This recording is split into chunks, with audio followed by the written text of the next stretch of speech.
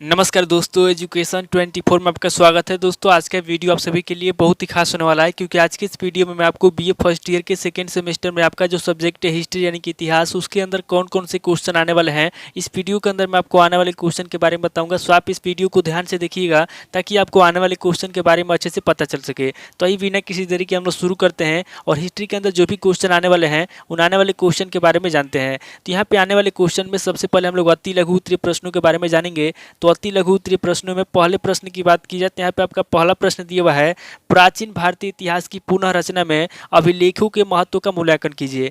पहला क्वेश्चन कह रहा है जो प्राचीन भारतीय इतिहास की पुनः रचना है, यहाँ पे आपको प्राचीन भारतीय इतिहास की पुनः रचना में अभिलेखों के महत्व का मूल्यांकन करना है।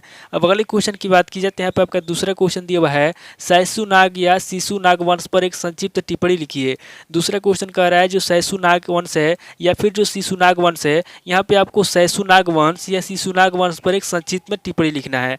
अब अगले क्वेश्चन की बात की जाए तो यहाँ पे आपका तीसरा क्वेश्चन दिया हुआ है, बिंबिसार पर संक्षिप्त टिप्पणी लिखिए। तीसरा क्वेश्चन कह रहा है जो बिंबिसार है, यहाँ पे आपको बिंबिसार पर संक्षिप्त में टिप्पणी लिखना है। अब अगले क्वेश्चन की बात की जाए तो यहाँ पे आपका चौथा क्वेश्चन दिया हुआ है, चंद्रगुप्त मौर्य का साम्राज्य विस्तार का वर्णन कीजिए। चौथा क्वेश्चन कह रहा है जो चंद्रगुप्त मौर्य का साम्राज्य विस्तार है, यहाँ पे आपको चंद्रगुप्त मौर्य के साम्राज्य विस्तार के बारे में बताना है। अब अगले क्वेश्चन की बात की जाए तो यहाँ पे आपका पांचवा क्वेश्चन दिया हुआ है, सुग वंश का महत्व बताइए।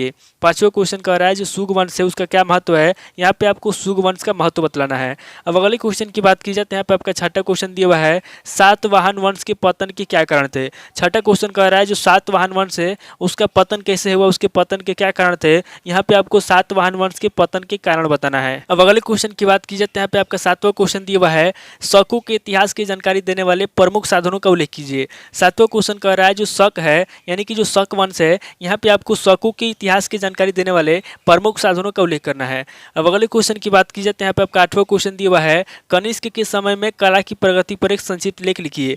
आठवां क्वेश्चन कह रहा है जो कनिष्क है, यहाँ पे आपको कनिष्क के समय में कला की प्रगति जो हुई थी उसके कला की प्रगति पर एक संक्षिप्त में लेख लिखना है। अब अगले क्वेश्चन की बात की जाए तो यहाँ पे आपका नवा क्वेश्चन दिया हुआ है, हर्ष की धार्मिक नीति का उल्लेख कीजिए। नवा क्वेश्चन कह रहा है जो हर्ष की धार्मिक नीति है, यहाँ पे आपको हर्ष की धार्मिक नीति का उल्लेख करना है। अब अगले क्वेश्चन की बात की जाए तो यहाँ पे आपका 10वां क्वेश्चन दिया हुआ है, इत्सिंग पर संक्षिप्त लेख लिखिए। 10वां क्वेश्चन कह रहा है जो इत्सिंग है, यहाँ पे आपको इत्सिंग पर संक्षिप्त में लेख लिखना है। अब अगले क्वेश्चन की बात की जाए तो यहाँ पे आपका 11वां क्वेश्चन दिया हुआ है, हरि वर्मा और आदित्य वर्मा का संक्षिप्त परिचय दीजिए। 11वां क्वेश्चन कह रहा है जो हरि वर्मा है और जो आदित्य वर्मा है, यहाँ पे आपको हरि वर्मा और आदित्य वर्मा का संक्षिप्त में परिचय देना है।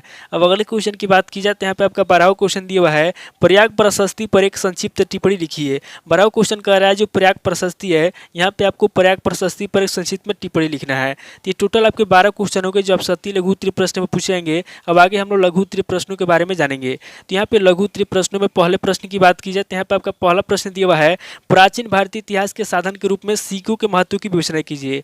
पहला क्वेश्चन कह रहा है जो प्राचीन भारतीय इतिहास है, यहाँ पे आपको प्राचीन भारतीय इतिहास के साधन के रूप में सिक्कों के महत्व की विवेचना करना है, यानी कि सिक्कों का क्या महत्व है, यहाँ पे आपको सिक्कों का महत्व बताना है। अब अगले क्वेश्चन की बात की जाए तो यहाँ पे आपका दूसरा क्वेश्चन दिया हुआ है, धनानंद पर एक संक्षिप्त टिप्पणी लिखिए। दूसरा क्वेश्चन कह रहा है जो धनानंद है, यहाँ पे आपको धनानंद पर एक संक्षिप्त में टिप्पणी लिखना है। अब अगले क्वेश्चन की बात की जाए तो यहाँ पे आपका तीसरा क्वेश्चन दिया हुआ है, कौटिल्य पर टिप्पणी लिखिए। तीसरा क्वेश्चन कह रहा है जो कौटिल्य है, यहाँ पे आपको कौटिल्य पर टिप्पणी लिखना है। अब अगले क्वेश्चन की बात की जाए तो यहाँ पे आपका चौथा क्वेश्चन दिया हुआ है, बिंदुसार की उपलब्धियों का मूल्यांकन कीजिए। चौथा क्वेश्चन कह रहा है जो बिंदुसार की उपलब्धि है, यहाँ पे आपको बिंदुसार की उपलब्धियों का मूल्यांकन करना है।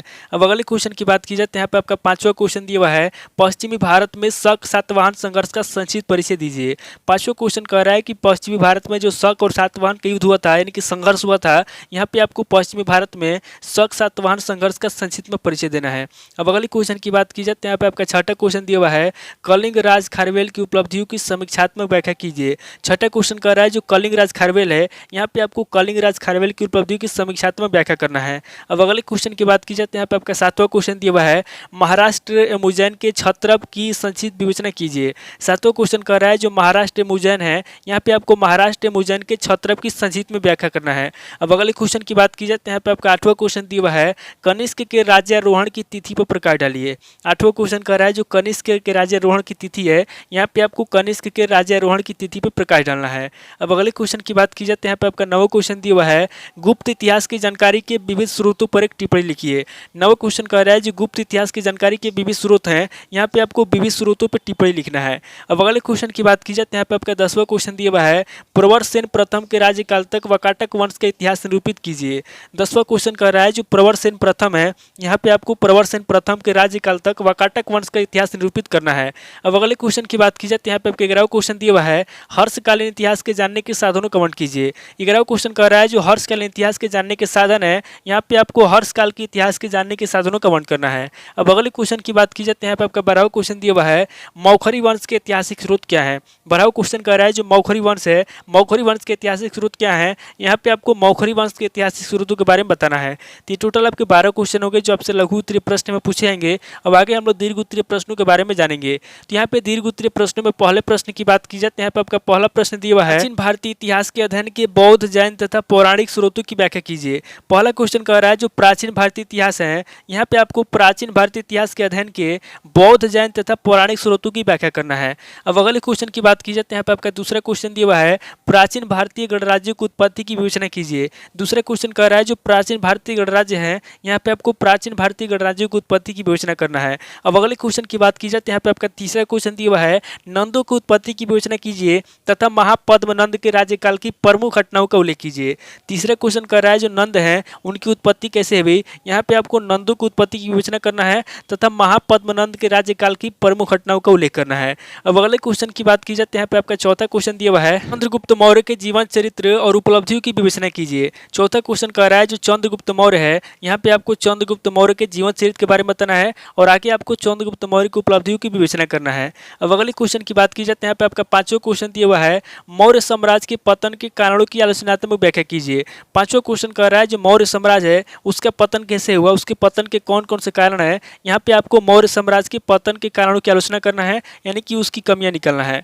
अब अगले क्वेश्चन की बात की जाए तो यहाँ पे आपका छठा क्वेश्चन दिया हुआ है, कनिष्क प्रथम के शासनकाल की उपलब्धियों का वर्णन कीजिए। छठा क्वेश्चन कह रहा है जो कनिष्क प्रथम है, यहाँ पे आपको कनिष्क प्रथम के शासनकाल की उपलब्धियों का वर्णन करना है, यानी कि कनिष्क प्रथम के शासनकाल की जो भी उपलब्धियां हैं उन उपलब्धियों के बारे में आपको लिखना है। अगले क्वेश्चन की बात की जाए तो यहाँ पे आपका सातवां क्वेश्चन दिया हुआ है, गुप्त वंश का वास्तविक संस्थापक चंद्रगुप्त प्रथम था, विवेचना कीजिए। सातवां क्वेश्चन कह रहा है जो गुप्त वंश है, गुप्त वंश का वास्तविक संस्थापक चंद्रगुप्त प्रथम था, यहाँ पे आपको बताना है कि गुप्त वंश का वास्तविक संस्थापक चंद्रगुप्त प्रथम था। अब अगले क्वेश्चन की बात की जाए तो यहाँ पे आपका आठवां क्वेश्चन दिया हुआ है, चंद्रगुप्त द्वितीय के शासनकाल का इतिहास लिखिए। आठवां क्वेश्चन कह रहा है जो चंद्रगुप्त द्वितीय है, यहाँ पे आपको चंद्रगुप्त द्वितीय के शासनकाल का इतिहास लिखना है। अब अगले क्वेश्चन की बात की जाए तो यहाँ पे आपका नवा क्वेश्चन दिया हुआ है, वाकाटक शासकों में विंध्य शक्ति से हरिशेर तक संक्षिप्त इतिहास प्रस्तुत कीजिए। नवा क्वेश्चन कह रहा है जो वाकाटक शासक में विंध्य शक्ति है और हरिशेर है, यहाँ पे आपको विंध्य शक्ति से हरिशेर तक का संक्षिप्त में इतिहास प्रस्तुत करना है। अब अगले क्वेश्चन की बात की जाए तो यहाँ पे आपका 10वां क्वेश्चन दिया हुआ है, थानेश्वर राज्य तथा वर्धन वंश के इतिहास का संक्षिप्त विवरण दीजिए।